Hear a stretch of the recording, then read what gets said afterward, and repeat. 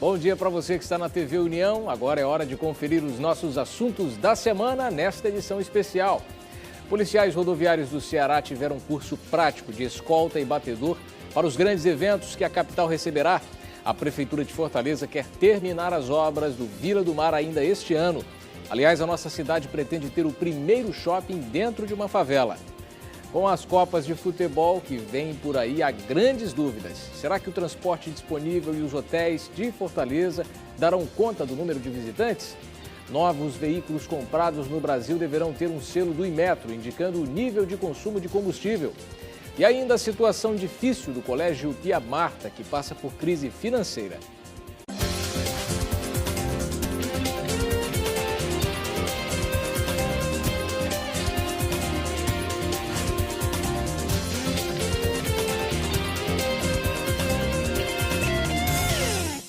Bom dia para você, eu sou Richel Martins. Esta semana, policiais rodoviários estaduais do Ceará passaram por uma aula prática de escolta e batedor. Tudo para capacitar os profissionais para as Copas de Futebol, a das Confederações e a do Mundo de 2014. E você vai rever como foi agora. Eles estão se preparando para a Copa das Confederações e a Copa do Mundo de 2014.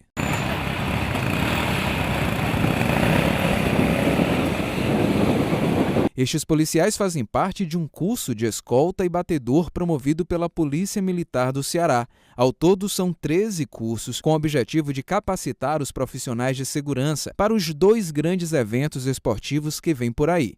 Na manhã desta segunda-feira, dia 13 de maio, eles fizeram uma simulação para pôr em prática o que aprenderam em sala de aula. Foram utilizados neste treinamento cerca de 25 homens da Polícia Rodoviária Estadual. O primeiro trecho foi do Batalhão do Raio, na rua Antônio Pompeu, até o Aeroporto Velho, no bairro Vila União. O trajeto levou cerca de 7 minutos e meio.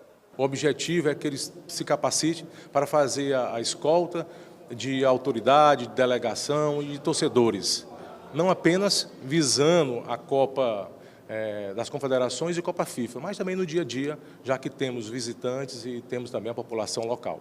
Os batedores, a escolta, a escolta propriamente dita, ela se desenvolve com de 6 a 12 batedores, que são previamente destinados em funções específicas dentro do corpo de escolta, o regulador de velocidade, o ponta de lança, o serra-fila, os alas. Esses homens vão possibilitar com que a célula de escolta ela se desloque de um ponto a outro com o menor tempo possível, dentro do grau de segurança esperado pela autoridade, da forma mais discreta possível. A Polícia Militar do Ceará traçou 10 linhas temáticas e elaborou 13 cursos que vão desde noções de busca e resgate, atendimento pré-hospitalar, até o enfrentamento ao turismo sexual. Até a Copa do Mundo de 2014, serão capacitados cerca de 1.450 homens. Estamos iniciando com esse curso de escolta e batedor. São 4 turmas, iniciamos aqui a primeira com 25 policiais militares, tanto do Raio como da Polícia Rodoviária Estadual. É um convênio em torno de R$ 652 mil, onde que tem a contrapartida não apenas de recursos federal, como também recursos do Estado do Ceará. O projeto Vila do Mar, criado para resolver diversos problemas da região entre o Pirambu e a Barra do Ceará, na orla de Fortaleza, começou na antiga gestão, mas ainda não foi concluído. O atual prefeito quer modificar alguns detalhes para acelerar a obra que já dura 8 anos. Na semana passada, ocorreu uma reunião entre membros da Prefeitura de Fortaleza e da Caixa Econômica Federal para discutir o andamento de obras que começaram na antiga gestão, entre elas a do Vila do Mar. O que significa terminar o Vila do Mar?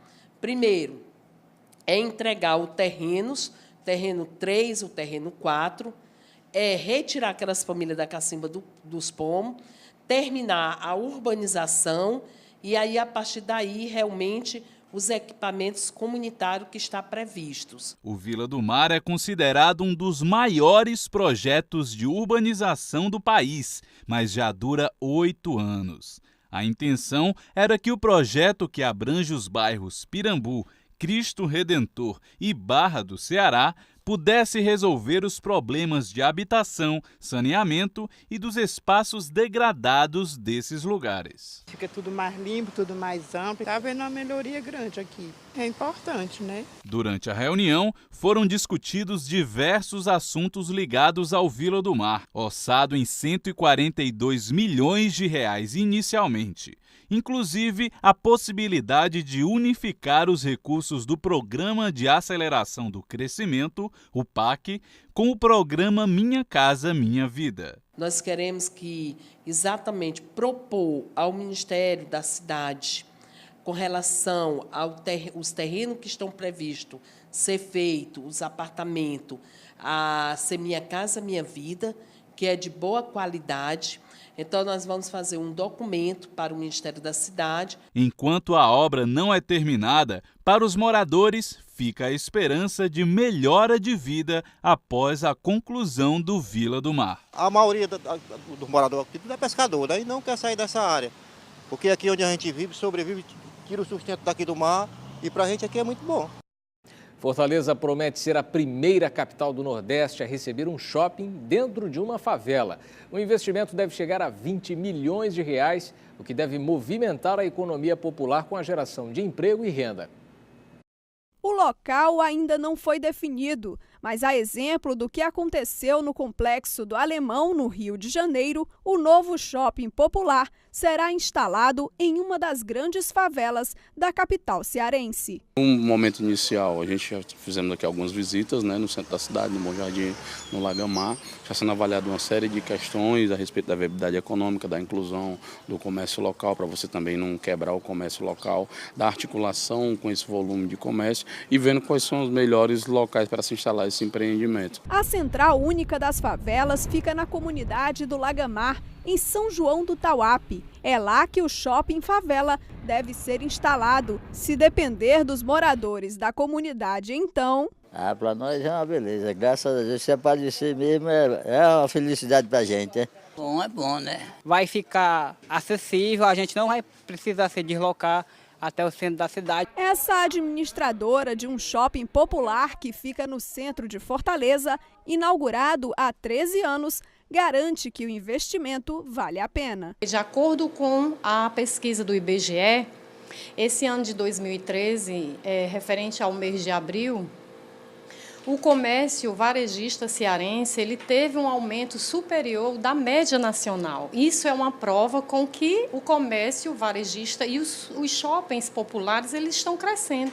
Sucesso entre os comerciantes e clientes. Como aqui é bem movimentado por conta do movimento de passagem, aí o movimento fica bem melhor. O ambiente, né? Os preços também, muito bom. Muito bom, tem muita opções para a gente procurar o que a gente quer. É melhor, é uma opção a mais. A partir do momento que você cria a possibilidade de ter shoppings periféricos na periferia, onde uma parte significativa daquilo que é produzido na própria periferia possa ser comprada pela periferia ou as pessoas que compram, principalmente tanto no atacado como no varejo, consigam comprar isso de forma mais acessível, de repente vai estimular um pouco o crescimento, né, do ciclo de movimentação monetária na periferia, e isso vai gerar emprego na própria periferia. A ideia é que o novo shopping seja composto de 40% de lojas âncoras e 60% de lojas locais. Isso deve melhorar a qualidade de vida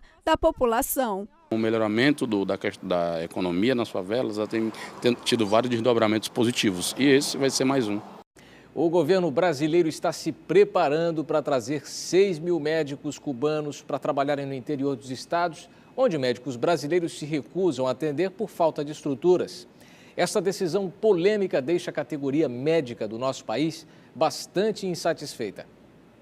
A vinda dos médicos cubanos começou a ser negociada em janeiro de 2012, quando a presidente Dilma Rousseff visitou Havana pela primeira vez. A intenção do governo brasileiro é levar os cubanos para trabalhar no interior do Brasil, onde hoje não há atendimento e onde os médicos do país não querem trabalhar. Eu sempre digo que o Brasil não falta médico, certo? Falta administração. E falta vergonha na cara de quem realmente deveria investir na saúde, no sistema de saúde público. Hoje, essa história da vinda de 6 mil médicos para o Brasil, né, é uma coisa mais imoral, mais ofensiva à saúde pública, aos nossos médicos. Nós temos hoje milhares de médicos bem formados, com residência, que poderiam estar trabalhando no interior. Hoje, o médico formado no exterior precisa fazer a prova de revalidação do diploma, o Revalida, onde menos de 10% dos que tentaram nos últimos 2 anos conseguiram obter êxito. Essa é uma das grandes preocupações da categoria médica aqui do Brasil, que acredita que os cubanos não vão precisar fazer esse teste. Argentina, Bolívia, Paraguai, Venezuela, Portugal, todo mundo vem para cá, vai ter que fazer o Revalida. E Cuba não, vai ser dispensado. Que privilégio é esse? Se são tão bons como dizem, por que o índice de reprovação é tão grande desses médicos cubanos quando vêm fazer a prova do Revalida aqui no Brasil? Esta doutora em saúde pública concorda que é preciso resolver a falta de médicos no interior, mas esses profissionais devem ser revalidados, já que a atenção primária precisa de médicos com qualificação. Em vindo de fora, ele tem que submeter às regras da legislação do país, que é submeter ao teste de revalidação do diploma. Isso tem que ser feito com bastante responsabilidade. Mas a população parece não estar muito satisfeita com a vinda dos médicos cubanos para o Brasil. Se eu tivesse voz forte, eu não concordaria de forma alguma, porque eu acho que antes de dar emprego aos estrangeiros, você tem que socorrer os brasileiros, certo? E tem muito médico que se forma e não tem onde trabalhar. O governo deveria, de alguma forma, favorecer para que os profissionais fossem para o interior. E não é de se admirar que apenas uma pequena porcentagem dos médicos cubanos passam na prova para revalidar o diploma aqui no Brasil. É que os cursos nos 2 países são diferentes. O médico cubano, ele é mais voltado para a parte assistencialista, quer dizer, na área de prevenção de doenças, né? E o médico brasileiro, não, ele tem uma formação mais holística, né? Todos sabem que Cuba é um país bastante miserável, né? Então, o acesso que a população tem à tecnologia, à própria medicação em si, é bem restrito. Logo depois do intervalo, o transporte em Fortaleza já dá sinais de falhas na preparação para as Copas de Futebol. Mas a rede hoteleira se diz preparada para receber os visitantes.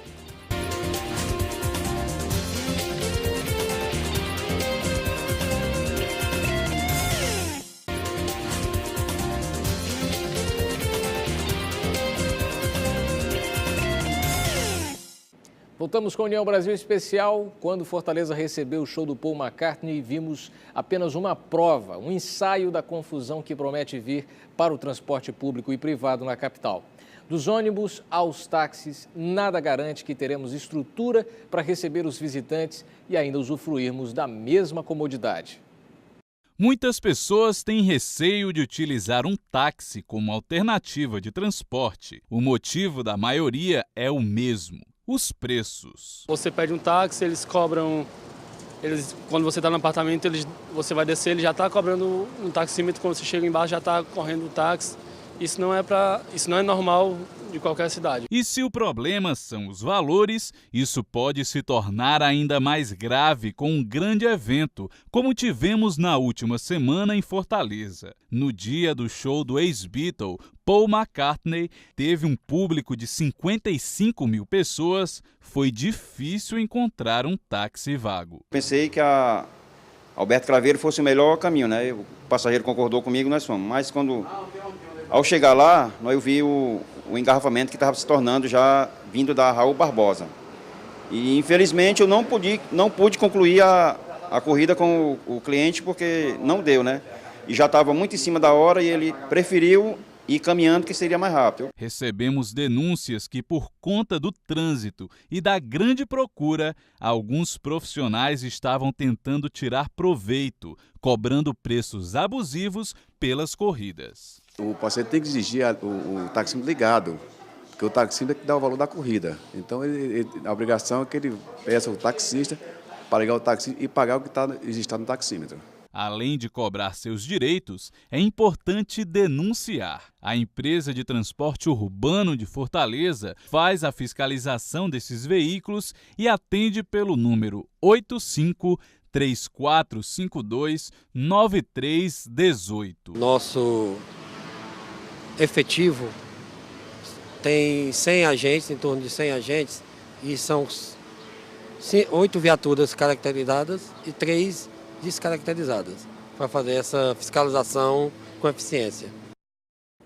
Fora o transporte, outro setor que vai ficar abarrotado é o de hotéis. Virão torcedores do Brasil inteiro e de outros países aqui para Fortaleza. Será que temos mesmo a capacidade de recebê-los? Vamos ver. All right, we're having a party here tonight. Vamos botar boneco. Na última semana, um show internacional na Arena Castelão e um congresso no Centro de Eventos do Ceará trouxeram para Fortaleza cerca de 68 mil pessoas. Para a capital cearense, isso é normal, se pensarmos que a cidade é um dos destinos turísticos mais visitados do país. Mas será que estamos preparados para receber tantos visitantes? Não tem segurança para começar a história. A urbanização. O pouco que eu conheci de Fortaleza, aqui na área da Orla, sim, recebe muito bem, não só pelos espaços, mas pelo povo. Para o vice-presidente da Associação Brasileira da Indústria de Hotéis no Ceará, Regis Medeiros, a capital cearense, no que diz respeito ao hotel, está muito bem. Fortaleza atualmente tem 26.370 leitos disponíveis. Nós temos 8 projetos de novos hotéis aqui em Fortaleza. Um deles, já o maior deles, com 276 apartamentos, que já começou as suas obras na Praia do Futuro. Então, ao longo aí dos 3, 4 próximos anos, nós vamos ter algo em torno aí de 3.000 novos leitos, ou seja, um aumento de mais de 10% na oferta hoteleira da cidade de Fortaleza. Para a Copa das Confederações de 2013 e Copa do Mundo de 2014, a FIFA considera que a rede hoteleira deve estar dentro de um raio de 100 quilômetros do estádio onde serão realizados os jogos. Considerando esse cálculo, com os hotéis das cidades vizinhas, passamos a ter cerca de 40 mil leitos. Para Regis Medeiros, o problema mesmo está em outras áreas, como atendimento de uma forma geral, transporte público e segurança. Nós temos realmente um grande gargalo no país, no Brasil, em relação a essa segunda e terceira língua. Outra questão muito importante também é o transporte público, principalmente o europeu, gosta muito de usar o transporte público, usar o ônibus, usar metrô. Isso o Brasil como um todo também tem uma deficiência muito grande.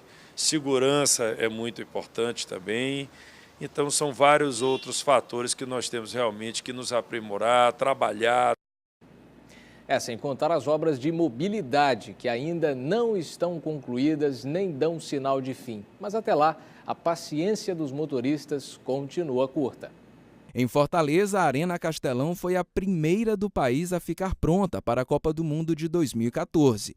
Porém, as obras de mobilidade urbana que possibilitam o acesso ao estádio estão sendo feitas às pressas para que sejam entregues até a Copa das Confederações no próximo mês de junho. Com a Copa do Mundo de 2014, várias obras de mobilidade urbana devem ser feitas em Fortaleza para que o evento possa ser realizado. O problema é que a maioria dessas intervenções está sendo feita ao mesmo tempo, então fica cada vez mais difícil se deslocar pela cidade. Fizeram o campo, deixaram o campo tudo prontinho lá e deixaram as obras por último. Como é que pode? Para ter começado tudo junto. Sem as obras já é complicado, com as obras então, meu amigo, não tá fácil não, viu? Tá difícil. Agora, mas até que esse desvio aqui não tá tão ruim ainda não, sabe? Tá até fluindo, até bonzinho. Agora ninguém sabe daqui para frente, né? Para a Copa das Confederações, serão entregues a Avenida Alberto Craveiro e Rotatória do Castelão. O restante das intervenções, como as obras na Avenida Dedé Brasil, Raul Barbosa e Via Expressa, só para a Copa de 2014. Nós tínhamos no entorno do Castelão um avanço de obras de 2%, chegando agora a 75% do que é o nosso compromisso para a Copa das Confederações. E na Via Expressa nós tínhamos pendência de projeto, não havia projeto também na Dedé Brasil e nem havia a solução junto à Caixa Econômica, o que nós já conseguimos já aprovar agora no mês de abril, a aprovação dos projetos na Caixa Econômica. Essas obras elas são necessárias para Fortaleza, independente do evento Copa. Melhorar a mobilidade urbana, melhorar o transporte público, que além das obras de infraestrutura nós temos a implantação de um sistema de BRT, é melhorar a vida do nosso povo, que todos nós hoje sofremos com um trânsito caótico, que é uma característica de toda a grande cidade do nosso país. Será que vão ficar prontas a tempo? Torcemos que sim, né? É difícil acreditar hoje nesse tipo de serviço, né, de prefeitura e tudo, mas eu acredito que sim. Vamos ver se dá certo. Para esta especialista em desenvolvimento urbano, falta em Fortaleza planejamento e uma maior comunicação entre os governos estadual e municipal. De repente, muitas obras conjuntas no mesmo momento. Acho que por uma falta de planejamento, por uma falta de entendimento entre os governos municipal, estadual e a própria CAGES, né? Então, não há um entendimento, isso a gente viu até o ano passado, que uma briga intensa, o VLT só veio começar o ano passado, porque havia uma divergência forte entre a Prefeitura e o Governo do Estado sobre desapropriações. No próximo bloco, novos veículos no Brasil devem vir com o selo do Inmetro e a situação crítica do Colégio Pia Marta em Fortaleza, que tem dificuldades para se manter. Voltamos já.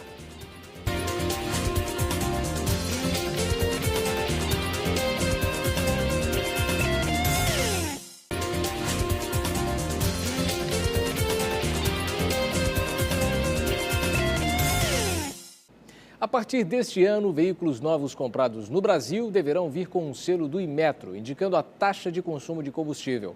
Uma ótima informação aos compradores. Veja só. Você sabe quantos quilômetros o seu carro faz com 1 litro de gasolina? 11 quilômetros. Aproximadamente 10. E quanto você gasta por mês com combustível? R$400. Aproximadamente uns R$500. Os motoristas que nós ouvimos nesta reportagem mostram que conhecem seus veículos. Mas para aqueles mais desavisados, o Inmetro vai dar aquela ajudinha. Etiquetas iguais àquelas de consumo de energia para eletrodomésticos são colocados por cerca de 25 montadoras no Brasil. Quanto mais perto da letra A, já que essas etiquetas são graduadas da letra A até a E, menos combustível o carro consome. Com a medida, fica mais fácil acompanhar os gastos com combustível. Essa determinação ela começou em 2009. Em 2009, apenas 5 fabricantes aderiram a fazer essa aferição pelo Inmetro, né? E aí hoje já passou a ser 25 fabricantes, no total de 46 no Brasil. Então percebe-se que com o decorrer dos anos, os fabricantes estão se preocupando e estão realmente fazendo essa medição. O que esse selo veio trazer? Ele faz um comparativo por tamanho do veículo, qual veículo que tem um consumo menor de acordo com a sua capacidade. Para carros flex que utilizam etanol e gasolina, o selo vem com o consumo dos 2 combustíveis, na cidade e na estrada. Para este consultor de vendas, o quesito economia é sempre o mais procurado pelos clientes. Hoje a grande maioria dos clientes chegam, uma das primeiras perguntas que eles fazem ao estar fazendo a pesquisa sobre o veículo é a questão do consumo. E hoje eles estão tendo essa grande ferramenta que é o selo do Inmetro. E o selo do Inmetro já está dando aquela segurança de o vendedor estar passando para ele a economia real do carro. Este cabeleireiro não o deixa mentir. Para ele, carros que consomem muito combustível pesam no bolso. Congestionamento hoje em Fortaleza não dá para você andar com carro 1.8, 2.0, tem que ser 1.6 ou 1000 mesmo, que é mais econômico. Depois do desabamento de um prédio em Bangladesh, onde mais de 1000 pessoas morreram soterradas, surge a preocupação com prédios, principalmente os mais antigos no resto do mundo. Como é feita a manutenção dessas estruturas, dos edifícios? Quais são os primeiros sinais de que um prédio corre o risco de desabar? Veja nesta reportagem.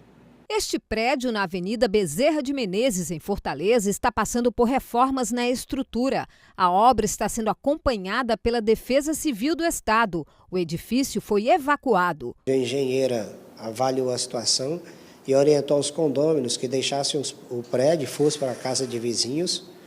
E quando me ligaram à noite, eu até informei a pessoa que me ligou e disse, olha, se o engenheiro civil avaliou e condenou o referido pilar, o problema estava lá num pilar, Então, o ideal é que realmente as pessoas se dirijam para a casa de vizinhos, evacuem o prédio, até que, se emergencialmente, se resolva o problema. E é isso que foi feito. Principalmente os bairros mais antigos, você vai verificar uma série, uma quantidade de imóveis muito grandes que visualmente você percebe e muitas vezes que não são perceptíveis assim aos olhares, aos nossos olhares.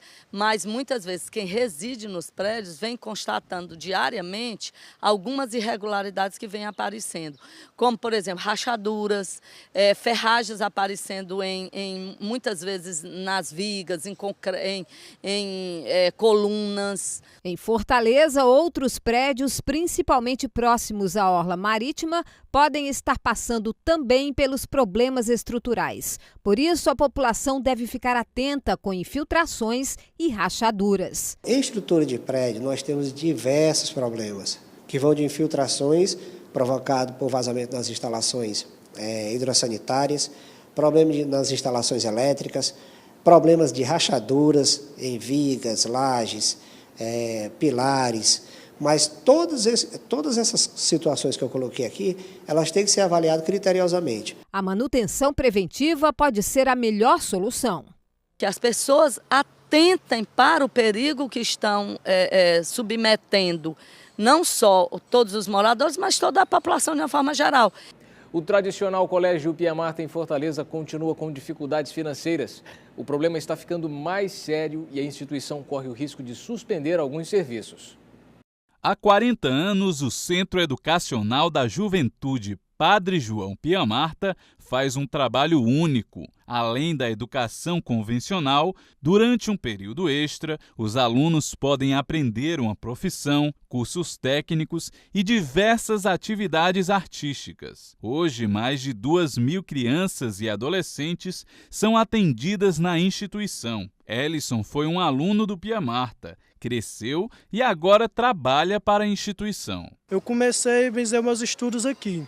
Fiz meus estudos, completei até o ensino médio ano passado e aí eu fiz meus cursos de mecânica, mecatrônica, informática e graças ao meu desempenho aqui com os estudos e com os cursos, eu consegui agora um estágio aqui na escola onde eu estou atualmente trabalhando. Porém, tudo isso pode acabar. Uma crise atinge a instituição há algum tempo e por mais ajuda que recebam, seja do apadrinhamento dos italianos, programa onde estrangeiros bancam alguns alunos, ou mesmo com a ajuda de governos e colaboradores, o dinheiro não é suficiente. No mês de maio, por exemplo, o Pia Marta precisa de R$ 620 mil para pagar tudo em suas 4 casas.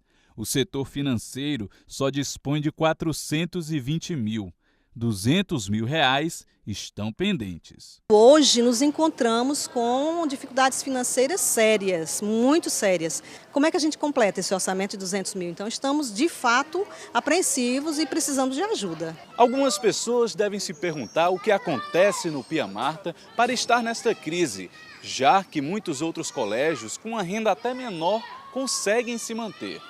Além dos serviços diferenciados e profissionalizantes, algumas dessas crianças passam o dia inteiro no colégio, outras vivem aqui.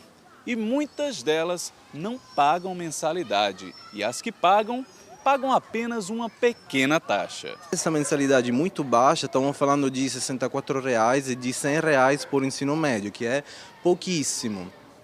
Por quê? Porque a gente não quer colocar uma mensalidade muito alta, isso significaria excluir muitas pessoas, não poder ter a possibilidade de obter esses serviços que a gente tem, que são de qualidade muito alta. Quem quiser mais informações de como ajudar o Instituto Pia Marta, é só ligar para o telefone que está na sua tela, 3272-7422. E termina aqui a nossa edição especial deste sábado. Você que acompanha a nossa programação, continue por aí. Amanhã eu volto com outros assuntos da semana às 11h30 da manhã. Para você, uma ótima tarde e até lá. União Brasil, informação além da notícia.